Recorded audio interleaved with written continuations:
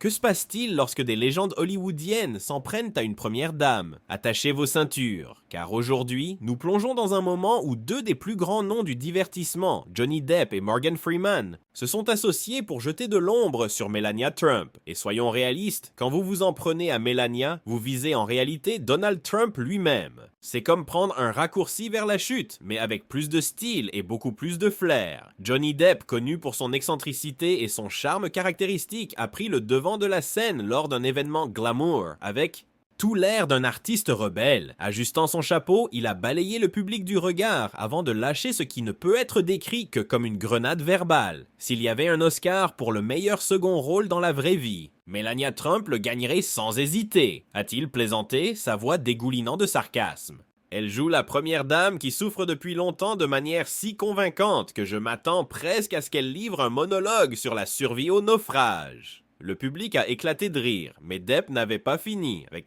un sourire diabolique, il s'est penché vers le public comme s'il dévoilait un secret. Et parlons de ses choix vestimentaires, a-t-il poursuivi. Chaque fois qu'elle sort dans l'un de ses tailleurs, j'ai l'impression qu'elle envoie un message. Je suis là, j'existe, et je fais comme si mon mari n'était pas un désastre ambulant sur Twitter.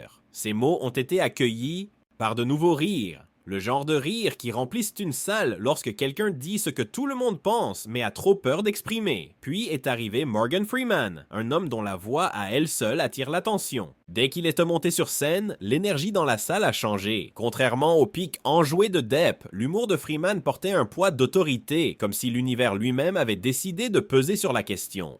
Il a pris une grande inspiration avant de parler, laissant l'impatience monter. Imaginons un instant ce que cela doit être d'être Melania Trump, a-t-il dit, sa voix douce et posée.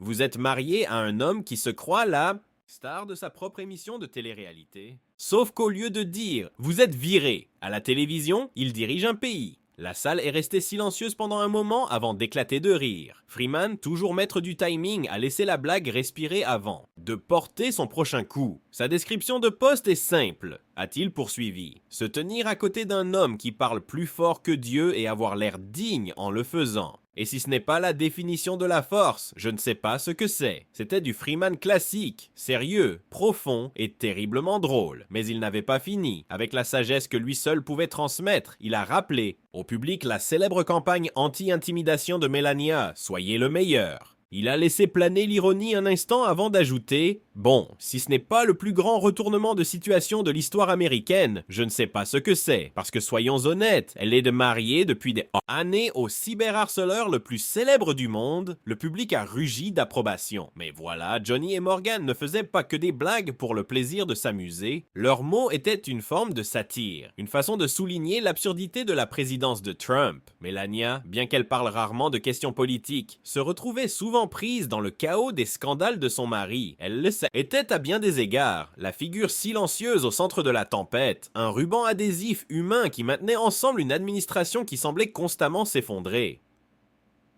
Bien sûr, ces remarques n'ont pas été sans controverse. Depp, en particulier, a dû faire face à des réactions négatives pour ses commentaires. Lors d'un festival de musique au Royaume-Uni, il a poussé la pique encore plus loin en remettant ouvertement en cause les compétences de Trump d'une manière qui a fait la une des journaux du monde entier.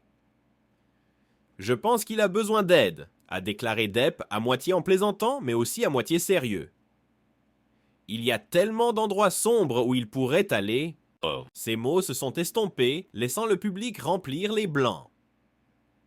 Les psychologues disent souvent que l'humour est un mécanisme d'adaptation, un moyen de gérer le chaos et l'incertitude. Et dans ce cas, Depp et Freeman étaient passés maîtres dans l'art d'utiliser le rire pour se faire entendre. Des études montrent que la satire est depuis longtemps l'un des moyens les plus efficaces de défier l'autorité, percer des trous dans les égos gonflés jusqu'à ceux qu'il ne reste que du vent. Et s'il y a une chose dont Trump n'a jamais manqué, c'est du vent. Mais c'est là que les choses deviennent encore plus intéressantes. Melania n'a jamais riposté. Contrairement à Trump, qui était connu pour lancer des tirades sur Twitter au moindre affront, elle est restée silencieuse. Et d'une certaine manière, ce silence en dit long. Alors que son mari se battait, sur les réseaux sociaux, Melania avançait, apparemment imperturbable, comme si elle maîtrisait l'art de l'endurance passive-agressive. Et c'est peut-être pour cela qu'elle reste une figure si fascinante. Bien qu'elle soit mariée à l'une des personnalités les plus controversées de l'histoire moderne, elle a conservé un air de mystère, révélant rarement ce qu'elle pensait vraiment. Et ce mystère n'a fait qu'alimenter les blagues. Car lorsque quelqu'un ne réagit pas, les comédiens redoublent d'efforts. L'ironie de la situation, Melania Trump est elle-même une immigrée, née en Slovénie avant de se rendre aux États-Unis. Et pourtant, elle était mariée à un homme qui a bâti sa marque politique sur un discours anti-immigration. Depp et Freeman n'ont pas pu s'empêcher de le souligner. Selon la logique de Trump, a plaisanté Depp un jour. Melania ne devrait-elle pas être dans le premier avion de retour en Slovénie? La foule a éclaté de rire, mais le message sous-jacent était clair. Comment Trump pouvait-il prêcher si agressivement contre l'immigration alors que sa propre femme incarnait exactement ce à quoi il s'opposait? Les blagues, la satire, les critiques incessantes, tout cela soulignait une réalité plus vaste. Lorsque des personnalités puissantes se prennent trop au sérieux, des comédiens interviennent pour rappeler au monde de ne pas se laisser berner.